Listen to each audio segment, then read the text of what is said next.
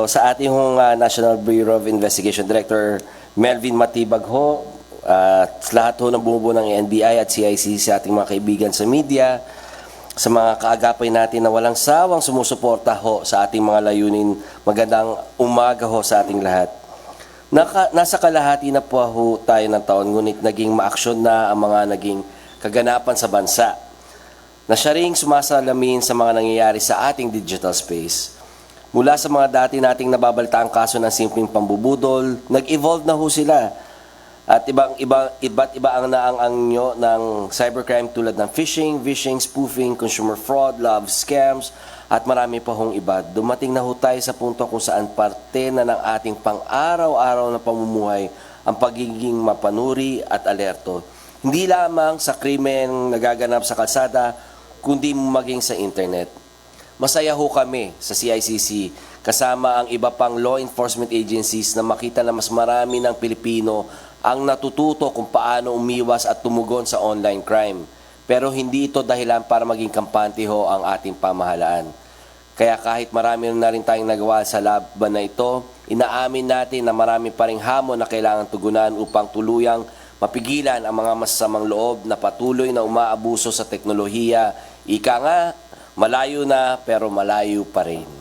Dahil dito napagpasyahan ng CICC na bigyan pa ng ngipin ang pagpapatupad ng ating mandato sa pamamagitan ng isang kasunduan sa ating National Bureau of Investigation kung saan opisyal ng magsasanib puwersa ang ating mga ahensya para supuin ang paggamit ng Information and Communications Technology para sa iligal at mapanlinlang na gawain.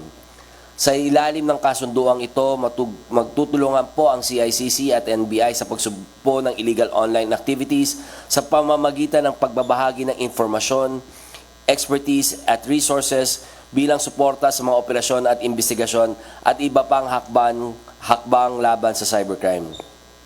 Kasabay nito, patuloy din nating isusulong ang ating advokasya sa cybersecurity awareness at digital literacy.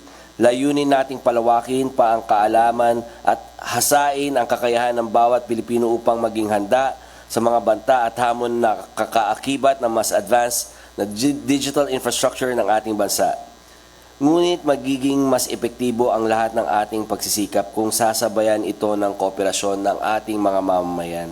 Sa tulong ng inyong aktibong pagre-report at pagbabahagi ng impormasyon, mas mapapabilis na ang aming pagtugon sa mga insidente. Ang inyong pakikilahok ay mahalagang bahagi ng pagtataguyod ng isang ligtas at responsableng digital environment. Higit pa sa isang memorandum of agreement, ang araw na ito ay patunay ng ating paninindigan na walang puwang ang mga cybercriminal sa ating lipunan.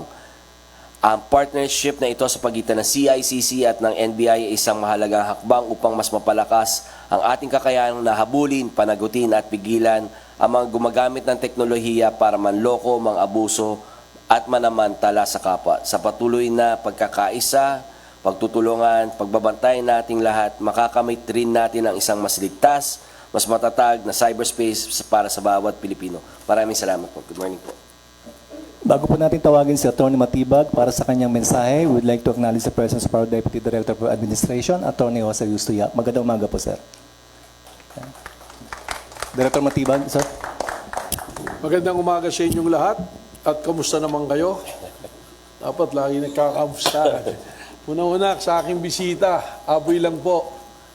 Yusek Aboy Pariso, salamat at nandito kayo at ang iyong mga kasama from CICC, sa aking Deputy Director for Administration, Atty. Jojo Yap, sa aking Chief of Staff, Atty. Red Tuason, at sa lahat ng bumubuo ng National Bureau of Investigation. Panan ng krimen ay hawak ng CICC. Ang NBI naman, hawak namin ng badge. Ibig sabihin, kami naman ang may enforcement power para ipatupad ang mga nakitang kamalian ng CICC. Anong mangyayari sa kasunduang ito? Binibigyan ng CICC ang NBI bilang investigador ng access sa kanilang mga data na nakukuha, kami magkakapalitan. At kami naman, makakabuo kami ng mga palisiya na kanilang ituturo din sa atin at sama-sama namin ituturo, ikakaskade pababa sa ating mga tauhan sa pamamagitan ng mga workshop at conferences. Maglalagay din kami ng mga representative o mga investigador o ahente sa loob ng CICC upang mas mabilis ang pagtugon at pagkilos. Ang mga tututukan natin dito, unang-una na yung usaik natin na medyo marami na tayong mga hinuli, yung usaik na krimen, financial scam, love scam, yan yung ating mga hulin. Mas magiging mabilis ang pagtugon ng pamahalaan sa pamamagitan ng tambalan ng CICC at ng NBI para lutasin ang mga ganitong krimen. Popoprotektahan natin ang ating mga kabataan, ang mga minor de edad, doon nga sa sinasabi kong crime na usaik, at makakatulong tayo upang ang ating bansa ay hindi mapasama doon sa gray list ng mga may violation ng child exploitation at human trafficking. Ang tambalang ito ay isang malaking hakbang at gawain na direktiba ng ating Pangulo na ang ating mga ahensya ay tutulong upang lutasin at magbigay ng order sa ating bansa. Kung mapapansin ninyo, napakarami ng krimen at nag-aabuso sa cyberspace natin. Itong lahat ay aming pagtutulungan tugunan ng CICC. Kaya muli, maraming salamat CICC sa pamumuno ng aking kaibigan na si Yusek Aboy at salamat sa inyong lahat na nandito ngayong araw. Mabuhay po kayong lahat. We now proceed to the signing of MOA Sino bang pipirma mo? between the NBI as represented by Attorney Melvin Matibag and the CICC as represented by Yusek Aboy.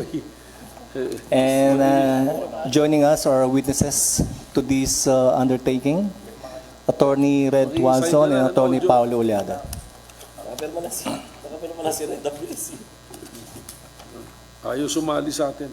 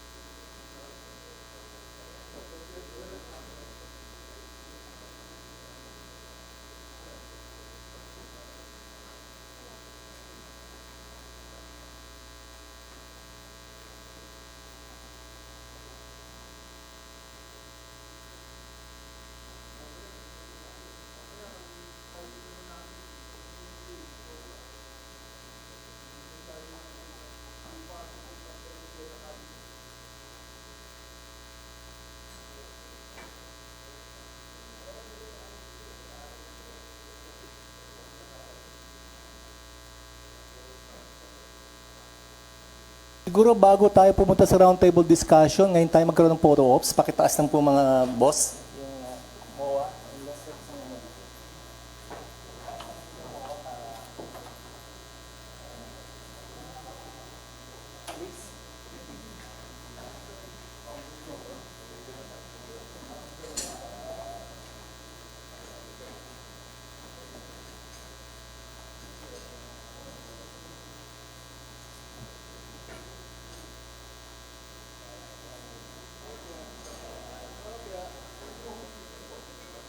Kung may mga katanungan po kayo, wala na po. Meron daw tanong si John. Mr. John. Magandang araw po, gentlemen. John Consulta po, GMA News. I'd like to address, sir, this question to Director Matibag and Yusek Aboy with your kind indulgence. Sir, dito po sa, napapanahon po itong pirmahan po ito dahil ditong mga nakarang araw, meron po mga naganap na mga insidente ng defacement, ng mga alterations sa mga FB pages po ng ating mga institusyon, Senado, Kongreso, at may attempt, kung hindi po nakakamali, may attempt din sa NBI. Unang query po, sir, meron po bang nakuha pong data na sensitibo sa nangyari pong mga attempts na ito? At kung wala naman, ay meron na ho ba tayong efforts to trace or identify na po natin kung sino po ang nasa likod ng efforts pong ito, sir? Mga ano. So, unang-una doon sa unang tanong niyo ho, no, kung may nakuhang sensitive data, wala ho. Kasi ang talagang diniface po is yung website. So, you have to understand, nakahiwalay ho yung mga sistema ng pamahalaan, lalong-lalo ho ng NBI, doon sa mga front-facing na websites nila. The problem with websites, it's designed to be accessible. So, talagang marami talaga siyang mga vulnerabilities. It's kailangan binalansin na pag yung mga sa amin sa pamahalaan, babalansin namin eh. Yung mga websites namin kailangan accessible, kailangan yung user interface, yung user interaction mabilis. So we compromise security dun sa mga websites namin. Pero kaya nga ang ginagawa namin, hindi hiwalay namin yung main systems of ng mga ahensya namin dun sa mga websites namin. So again, just for that particular question, wala akong nakuhang sensitive data nung chinek. Although naging proactive po si NBI na after this incident, nagpapa-VAPT testing na ho sila sa ating DICT, yung Vulnerability Assessment and Penetration Test. Second part of the question, yes, may mga ito, these are the usual suspects po na nakikita natin. We already have procured a system, nagpa-POC na kami dito sa isang sistema to really identify these persons para naman ho, magkaroon tayo ng basis para ho i-apprehend itong mga to. Follow-up question lang po kay Director Matibag po. Sir, meron na pa tayong efforts po para habulin itong mga taong ito? Actually, we have identified the person involved, no? But we will act accordingly. So, abulin namin yan. We have to make them to answer kung ano yung ginawa nila ito because this will be illegal. Sir, yung po bang taong ito, siya po ang lahat ng gumawa dun sa tatlo pong Hindi, magkakaiba. institution? May identification kami na magkakaiba. But we have identified all of them already. Mga last na lang query, sir. Mga ilang pong tao po itong ating pinag-uusapan, sir? Or ilang grupo po ito? Dalawa yung sofa. Isang grupo sila pero iba-ibang tao. Thank you, sir.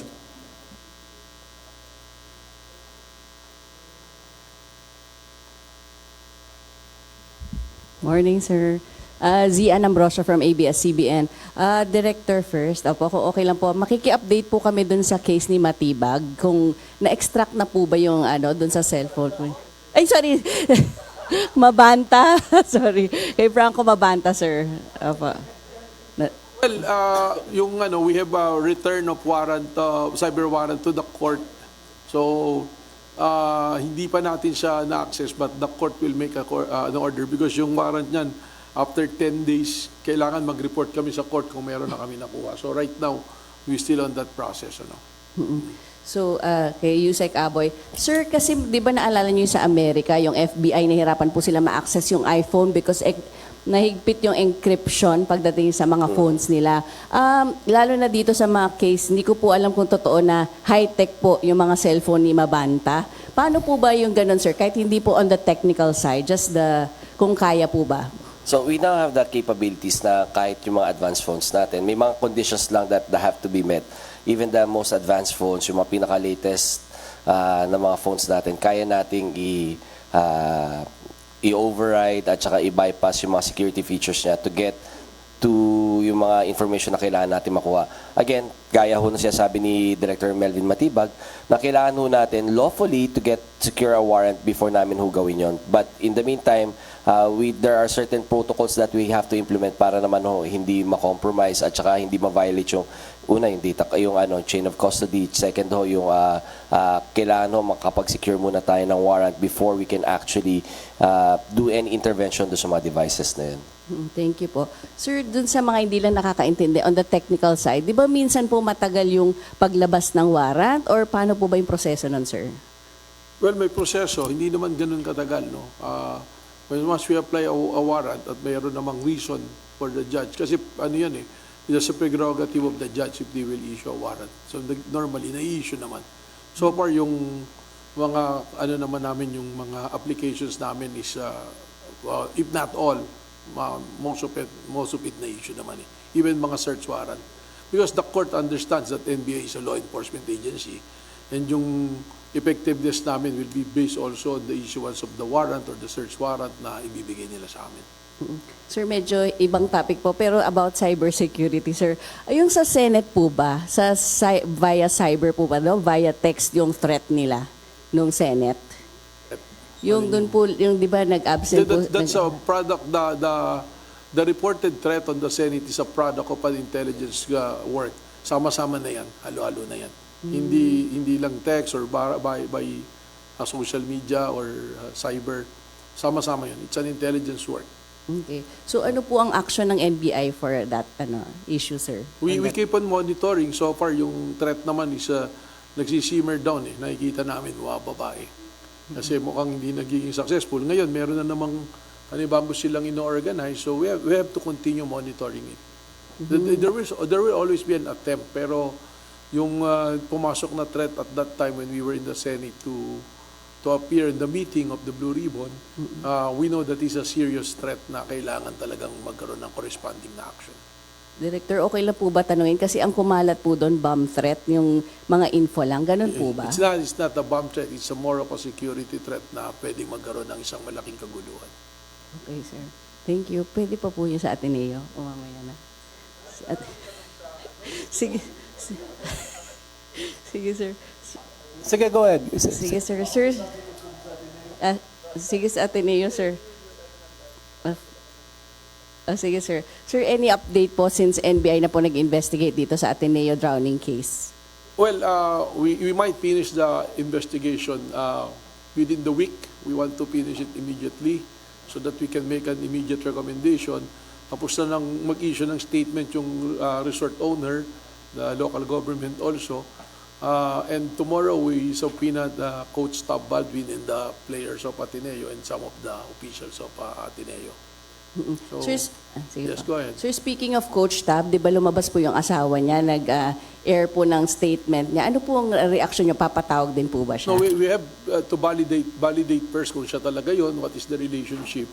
So, mahirap namang pagbasihan natin yung mga posting ng social media lang, no. We're not discounting it. We're not saying na hindi natin pakikinggan or tututukan. That will be part of the investigation. That will be part of questions that will be answered and asked to Coach Tab Baldwin.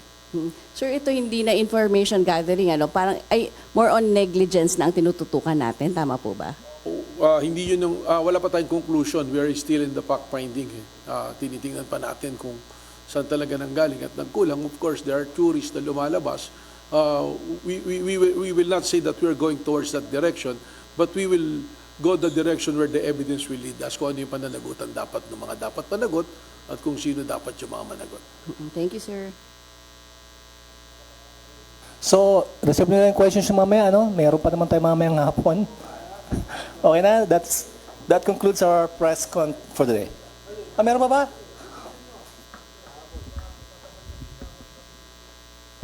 Sir, kay Director Matibag lang. Sir, binanggit mo sa isang interview na possible makasuhan yung mga senador na dumalo doon sa June 4 Senate Blue Ribbon hearing sa flood control. Ano sir yung grounds nito? Ano ba akong sinabing gano'n? Meron sir. Saan ko sinabi? Sa interview nyo sa Inquirer Well, nung pumunta kayo doon last week. Well, the possibility is kung they are not recognized as the legal Blue Ribbon Committee, of course, there's usurpation of power and functions. And also, alam ko na yung sinasabi mo. Ang sinabi ko kasi, naalala ko na, ang sabi ko doon, kung hindi legitimate na Blue Ribbon Committee yon, they are not covered with parliamentary immunity. So kung ano man pwedeng ikaso sa kanila, maikakaso sa kanila, pwede silang kasuhan ng perjury, pwedeng kasuhan ng libel or oral defamation. Because during a committee hearing, ang statement ng mga senators, they are protected by the privilege ng parliamentary immunity. Kasi in the performance yun. But since if it's not the legitimate Blue Ribbon Committee, then anything na criminal in nature na sinabi at ginawa, that is subject to prosecution or cases na pwede nilang papanagutan. I think si Senator Erwin Tulfo already filed the case before the city prosecutor of Pasay. So yun. So kaya naalala ko kasi wala naman akong sinabing directly na dapat kasuhan. What I'm saying is, Possible. yes, the possibility of magkaroon sila ng kaso. Sir, doon sa security threat sa Senate, ano sir yung may kinalaman ba to sa 18 na Maleta Boys? Kasi nataon yung inyo pong payo sa liderato ng Senado na taasan yung kanilang security protocol doon sa paglutang nila sa chamber. Well, it's a confluence of all the information na tumutugma doon sa events na nangyayari. Kasi the likelihood na dumating doon yung 18 na Maleta Boys, tapos di naman sila nag-appear doon sa Blue Ribbon meeting, tapos ang press release nila hinarang sila, hindi binigay.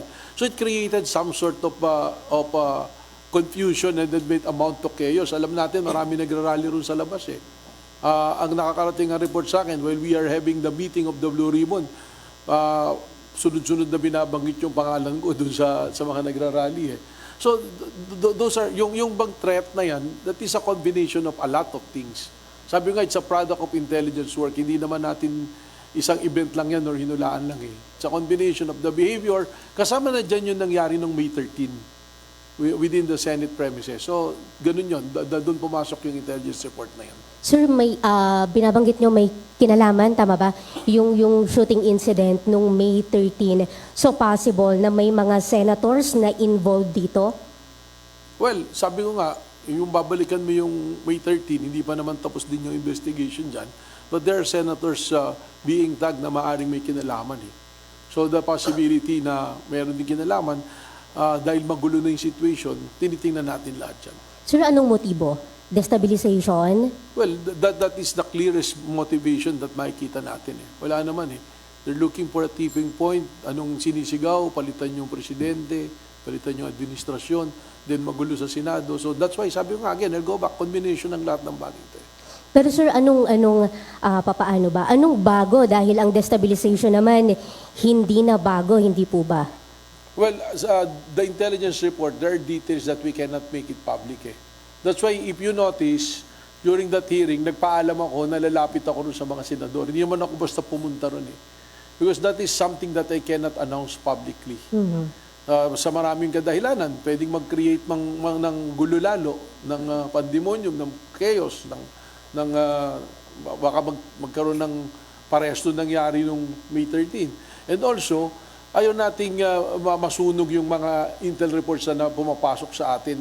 Masisiruin kung sino yung mga nagbibigay sa atin ng intel reports Sir, That's why we your don't want reaction- to mention specific names, although we have identified the people behind them. Sir, your reaction na lang doon ng kampo ni Senator Bato, isinorender na yung nasa 20 niya na armas.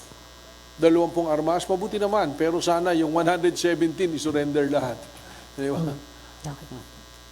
Kung sana pag surrender ng armas, sumama na rin si Senator Bato pag surrender. Sir, sorry, huli na pala. Ang banggit ninyo sa isa pang interview, may bago kayong lead sa possible na kinaroroonan ng ICC wanted senator. Nang alin? Binabanggit nyo, sir, meron kayong bagong lead doon sa possible na kinakaroon ng ICC wanted senator. Well, lagi naman may lead na pumapasok sa amin every day and we follow it. Pag sabi namin bago, yung mga dating lead namin, na-validate na namin, napuntahan or chinek, na negative pala yun. But there's always a report every day. Just today, may papasok sa aming report. But of course, di naman namin pwedeng sabihin sa inyo kung nasaan yun, kung saan yung sinabi sa aming report. But our intelligence network, our intel group is continue working on it. Alright. Thank you, sir. Hello po, Director. RR po of PTV4. Director, ask ko lang po, with regards din po tungkol doon sa development, sa whereabouts ni Senator Bato de la Rosa.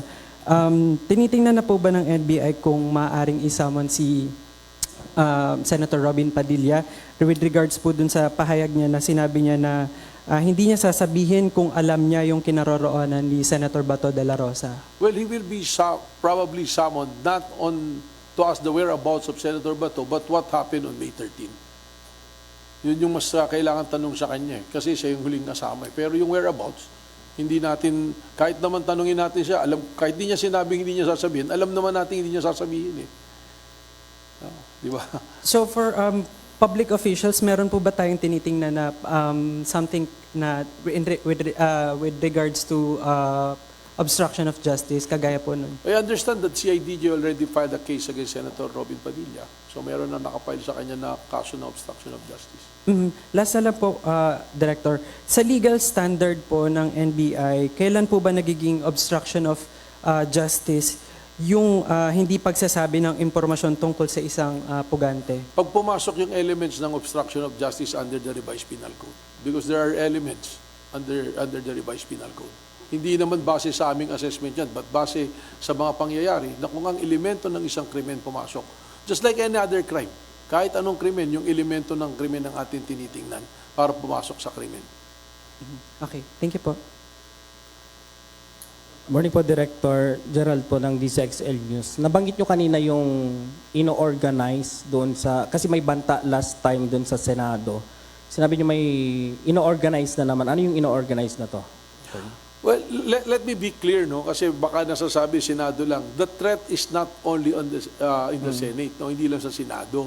It so happen, yung parang pinakang epicenter ngayon ng kaguluhan, ng rallying point doon sa Senado. Kung makikita niyo yung mga post at sinasabi, magtipon-tipon sa Senado, lulusob tayo ng Malacanang. Nakita niyo yung mga post na yan di ba? So doon pa lang, that can be considered as threats. The seriousness, pag-aaralan natin. So coupled with other intelligence report, doon natin malalaman kung seryoso yung banta. So we cannot leave anything to chance. Pag sinabing, parang ano lang yan pag may nag-bomb threat, kahit alam natin medyo nagbibiro lang, ini-evacuate natin yung mga tao So hindi natin pwedeng palagpasin. Kami sa law enforcement, we will make sure na kung biro man o ito hindi, dapat namin bigyan ng seryosong pagtutok. At kung biro ito, yung nagbibiro dapat managot dahil you're wasting government time, government money, government efforts to promote law and order. So ganun lang naman yung pagtingin natin dito. Saan yung mga lugar na binabanggit nyo na may What do you mean lugar? Sabi ko, yung threat is sa kabuuan. kabuuan? Sa kabuuan. Hindi, ibig sabihin, yung Senate is now the center because nandoon yung rally. But the threat is to the government. Yun yung pinag-usapan natin kanina na they're looking for a tipping point. Bakit? Anong motibo? Tinanong kanina nung isa nating kasama. Yung motibo is magkaroon sila, ma-install nila yung gusto nilang mangyari. Kay Attorney Aboy, yung mga hackers, yung mga pumapasok sa mga website, dito lang ba sa Pilipinas yun or sa ibang bansa? So, anong patterns ng alin? Yung mga Hackers? Oo, hackers. So, usually naman, they're located sa iba't ibang lugar. Yun nga lang, itong mga nakikita nating mga nagdi-deface sa mga websites, these are called hacktivists. Ito yung mga, may mga propaganda, may mga gusto masabi na instead of availing themselves of legitimate platforms, ang ginagawa nila, hinahack nila yung mga websites ng gobyerno at doon nila pinaparating yung mga hinanaing nila. No?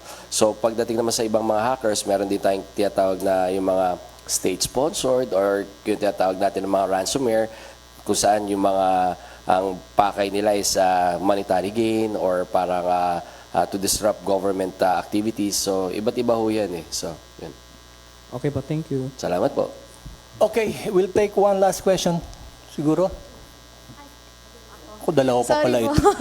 Andrea po from Billionario. Kay Yusek Aboy, sir, ano po ba yung criminal liability ng ganyang hacking? Kasi po yung intent is to express or like maglabas lang yung hacktivist na term. Ano po ba yung liability ng mga ganun, sir? Kung wala naman silang kinuhang private information. So there's still violation ng 10175, no, yung computer manipulation under 10175. So pwede sila makasuhan doon. Tapos naman ho pag sa revised penal code, if I'm not mistaken, yung malicious mischief, yung pag parang you do yung parang pag sa real world nagdi-deface ka ng mga ng mga properties, it's malicious mischief. Pag digital form naman, wala ring pagkakaiba. So those are the two crimes that we're looking at. Pero mas applicable yung violation ng 1175. Kay Director Matibag naman, sir, good morning po. Balikan ko lang, sir, yung Mabanta case kasi just to familiarize doon sa proseso, just like any other search warrant, sir, kailangan po ba na present yung other party during the pagbubukas ng kanilang mga gadgets? And also, nung nakaraan kasi, sir, hindi sila umattend. Is that a factor why there is a delay po doon sa pagbubukas ng mga items? Sa cyber warrant, hindi kailangan na present sila kasi may cyber footprint lahat yan. So, iba-validate naman yung makikita yan. So, make a report sa judge. Actually, nung nahuli sila Mabanta, hindi na nga kailangan namin ng warrant because that is a corpus delicti of the crime, evidence of the crime yun . So, kumbaga, yung pagkuha ng kanilang mga gadgets incidental to the arrest . Pero, mas minabuti pa rin ng NBI para masigurado, dinaan pa rin namin pag-issue ng cyber warrant. Okay, sir, follow-up question lang po on that case. Verify lang namin, sir, na meron silang motion to quash the warrant and na-deny daw po ng court. Tama po ba yun, sir? Yes. Ibig sabihin, actually, the court can compel them to give the password . Kasi ang CICC, ang NBI, we have tools to open the gadgets. But kung hindi pa rin ay mabukas, the court can compel them to give the password and open the gadgets. Different topic naman, sir, yung sa Ateneo case. The lawyer already responded to this, pero kasi merong allegations na meron daw pong gag order yung coaching staff and the players. Sa NBI side lang po, how is that going to affect the investigation, sir? Well, I think the gag order is not applicable to the investigating body. Baka sa media lang yun para hindi sila magsalita. Because once they come here, we will ask questions. Kasi they will be the one to shed light on what really happened and to determine kung sino talaga yung may mga pananagutan o kung wala namang pananagutan. Kaya dapat hindi natatakot sa warrant ng NBI kung wala kang dapat itago . Kaya nagtataka ako, may mga tao natatakot pumunta sa warrant ng NBI, magpapadala ng mga abogado nila kasi ayaw nilang sumagot. So, hindi dapat matakot. Kung ikaw gusto mong makatulong sa paglutas ng batas, ma-promote yung law and order, pinatawag ka ng NBI, dapat pumunta ka at tumulong sa paglutas ng krimen. Lahat ay obligasyon nating bawat mamamayan na i-promote natin ang law and order sa ating bansa. Sir, last na po talaga on the Senate shooting. Pasensya na po. Si General Aplasca nagpa-defer po, pero sa other personalities na pinatawag po natin, meron po bang mga pumunta na, sir? May mga pumunta, but we have to validate. I have to check. Sobrang dami naming iniimbestigahan ngayon.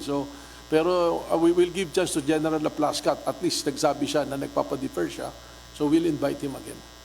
Thank you, sir. Sir, nakakaya naman kung di natin pagbibigyan si Miss SMNI last siguro, no? Good morning, Director. Si Cherry po ng SMNI. Sir, balik po tayo sa Ateneo. Yung pwedeng paulit po kung sino po yung bibigyan natin ng subpoena. Ilan po lahat ang mabibigyan ng subpoena? Posible rin po bang mabibigyan ng subpoena yung resort owner? Kasi parang may mga lumalabas din na balita po na kahit lifeguard nila, namatay din po daw sa dagat na yun. Well, tapos Thank you po. actually, hindi pa nga po natanggap ng resort owner yung subpoena, dumating na po sila rito. Sana po sila po yung isa sa mga unang-unang nagbigay ng statement. If you recall, sabi ko nga mukhang magiging mabilis yung pag-imbestiga dahil nagpa-participate naman yung mga personalities na kailangan naming tanungin.